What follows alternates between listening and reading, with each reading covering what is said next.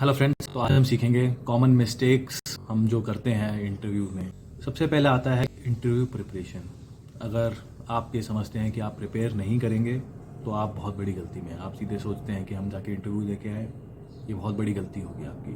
आपको ये पता होना चाहिए कि आप कंपनी के बारे में, आप कहाँ जा रहे हैं, वो सूटेबल है भी कि नहीं, जॉब प्रोफाइल आपके लिए, वो कंपनी सूटेबल है कि नहीं है, वहाँ का कल्चर कैसा है, वो आपको मैच करता है कि नहीं करता। दूसरी चीज़, जब आप इंटरव्यू प्रिपरेशन करते हैं तब सबसे बड़ी चीज़ आपके साथ होती है, वो होता है कॉन्फिडेंस बूस्ट। आपका जब कॉन्फिडेंस आपके अंदर आता है, जब आपने प्रिपरेशन कर रखी होती है, तब आप जब भी इंटरव्यू में जाएंगे तब आप एक फ्लेयर के साथ जाएंगे, कॉन्फिडेंस के साथ जाएंगे। सारे आंसर्स आप एक अच्छे सलीके से देंगे, जिससे आपका चांस हमेशा बढ़ जाता है। आजकल इतना कंपटीशन बढ़ गया है कि आपको बिना प्रिपरेशन के अगर आप कहीं पे भी जाते हैं तो आप ये समझ लीजिए कि आप फेलियर की तैयारी करके जा रहे हैं। वहाँ पे आप पास नहीं हो सकते। जब हम इंटरव्यू देने जा रहे होते हैं तब हम जो गलतियाँ करते हैं उसके बारे में हम डिस्कस करते हैं। सबसे पहली गलती होती है कि इंटरव्यू के लिए आप जिस कंपनी में आप इंटरव्यू देने जा रहे हैं उसके लिए आप प्रॉपरली रिसर्च नहीं करते हैं। आपको पता नहीं है कि क्या वैल्यूज़ हैं, रेवेन्यू, एम्प्लॉयज़, प्रोडक्ट, सर्विसेज। जब आपने प्रिपेयर नहीं करा होता तब आप सबसे basic question, tell me about yourself, किसी भी इंटरव्यू का पहला क्वेश्चन जो स्टार्ट होता है उसी में आप हकलाने लग जाते हैं। और जब आप पहले क्वेश्चन में हकलाएंगे तब आप समझ लीजिए कि आपका क्या इंप्रेशन जाता है। First impression is always the last impression. इसके बाद आता है आपका बॉडी लैंग्वेज। बॉडी लैंग्वेज हमेशा आपके कॉन्फिडेंट पोस्चर मेंटेन करना चाहिए। आई कांटेक्ट हमेशा मेंटेन करके रखिए इंटरव्यू के साथ। जब भी आप इंटरव्यू देने जा रहे हैं, इन पर्सन जा रहे हैं, तो आप समझ लीजिए कि आपका ड्रेसअप हमेशा एक प्रोफेशनल ड्रेसअप होना चाहिए, कैजुअल ड्रेसअप नहीं होना चाहिए। ऐसा नहीं कि आप जीन्स टी शर्ट में चले गए हैं, एक प्रॉपर फॉर्मल्स पहन के जाइए।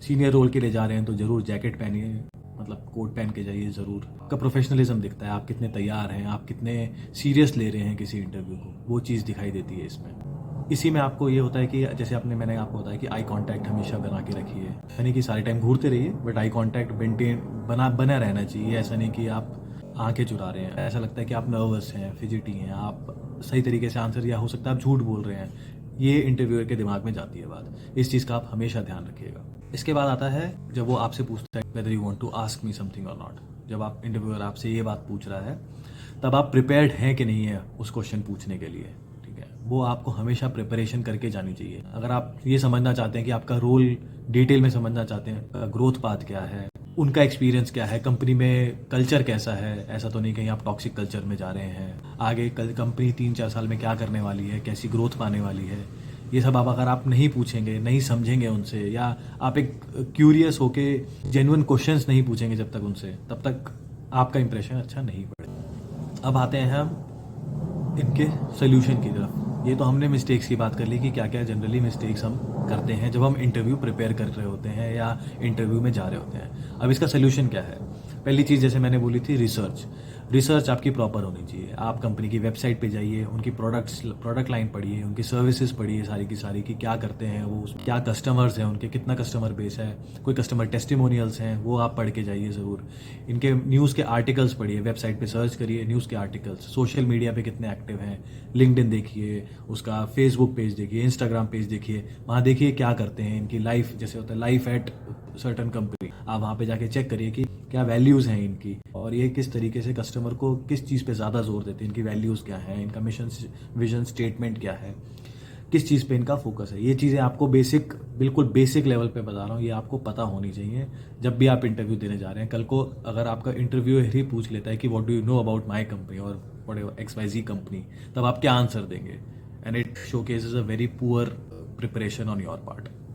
और इसमें आप क्या कर सकते हैं, इसमें आप एक चीट शीट बना सकते हैं। आपने 10 एट्रीब्यूट्स लिख लिए, 10 चीज़ें लिख ली, पैरामीटर्स लिख लिए, उसमें आप अपने आप जिस भी इंटरव्यू के लिए जा रहे हैं उस कंपनी के हिसाब से आपने वो डेटा फिल कर दिया। इससे आपको क्या है कि बहुत आसान हो जाता है, आपको बार बार सोचना नहीं पड़ रहा कि आपको क्या चीज़ की रिसर्च करनी है। आप सीधा उस चीट शीट को आपने देखा, उसको कॉपी पेस्ट किया और उसमें अपनी डिटेल्स फिल करना स्टार्ट कर दिया, जो भी कंपनी के आप इंटरव्यू देने जा रहे हैं। इससे बहुत आसान हो जाता है।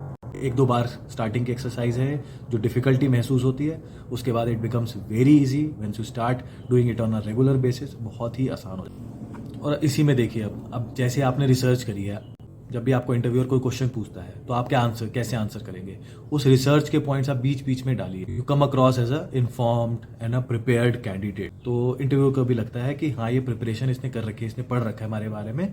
सेकेंड पार्ट आता है कॉमन क्वेश्चंस, जो भी कॉमन क्वेश्चंस पूछे जाते हैं, tell me about yourself हो गया, स्ट्रेंथ्स वीकनेस हो गई, ठीक है, आपका walk me through your CV, ये बेसिक, बहुत ही बेसिक क्वेश्चंस हैं। और जिस भी प्रोफाइल के लिए आप दे रहे हैं, आप नेट पे सर्च करेंगे, आपको कम से कम 10, 15, 20 आराम से क्वेश्चंस मिल जाएंगे उस पर्टिकुलर प्रोफाइल के हिसाब से, जो एकदम कॉमन क्वेश्चंस होते हैं।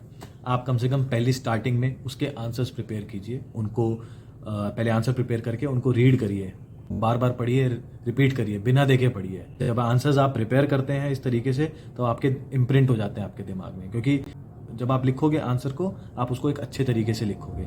आप डिलीट करोगे 4 चीज़ें, फिर उसमें ऐड करोगे, लेकिन एक अच्छा आंसर बनाओगे। जब आप बोलने लगते हो, तब कई बार क्या होता है, आप बहुत ही नर्वस होने की वजह से, या आपको ज़्यादा बोलना है तो आप रैम्बल करने लग जाते हो, आप कुछ भी बोलने लग जाते हो, जिससे क्या होता है कि आपको पता नहीं चलता कि आपने कितना सही बोला और कितना गलत बोला। जबकि आप लिखते हो जब आंसर, तब आपको पता होता है कि उसमें क्या सही है और कितना गलत है।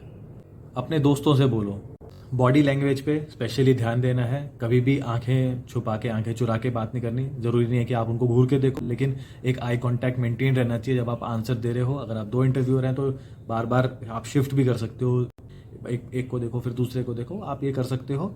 इससे क्या होगा कि आप एक कॉन्फिडेंट कैंडिडेट की तरह आप प्रेजेंट करते हो अपने आप को, जिसमें सामने वाले को पता चलता है कि इसको अपनी डोमेन के बारे में नॉलेज है।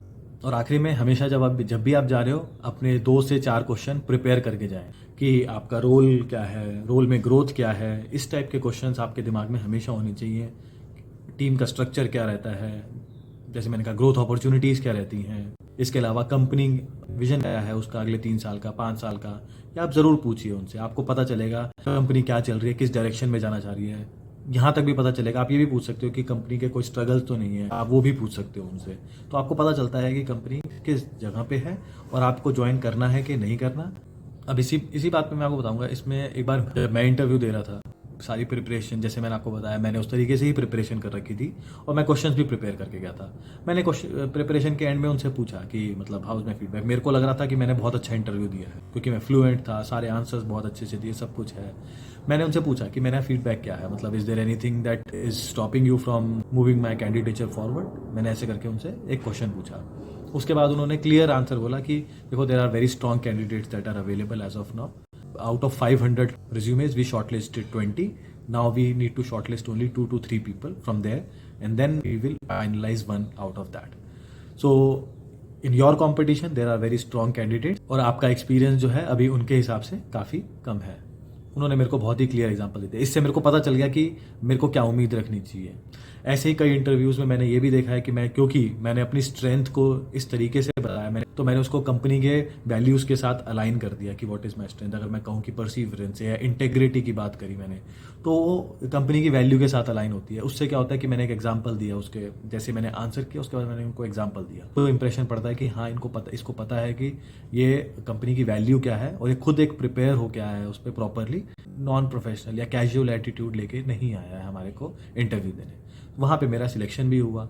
अगर आपको ये वीडियो अच्छा लगा तो प्लीज़ इसको लाइक कीजिए, चैनल को सब्सक्राइब कीजिए, और मेरे को बताइएगा कि और आपको इंटरव्यू टिप्स, आपको कहाँ पे प्रॉब्लम आ रही है इंटरव्यू की, मैं आपको इंटरव्यू में हेल्प करूँगा। मुझे ऑलमोस्ट 14 साल का एक्सपीरियंस है सेल्स में, and I have been taking interviews, I have been giving interviews for quite some time. तो मुझे इस चीज़ के बारे में काफ़ी नॉलेज हुई है पिछले कुछ सालों में। मेरे एक्सपीरियंस से, पर्सनल एक्सपीरियंस से मुझे नॉलेज हुई है, और मैं चाहता था कि ये नॉलेज जो है मैं सबको बांटूँ। तो आपको अच्छा लगा तो प्लीज़ इसको सब्सक्राइब करिए और लोगों से भी शेयर कीजिए, और कमेंट में लिख के मुझे ज़रूर बताइएगा कि आपको इसमें क्या और एडिशनल इंटरव्यू टिप्स क्या चाहिए। ये सीरीज़ कंटिन्यू रहेगी ऐसे ही।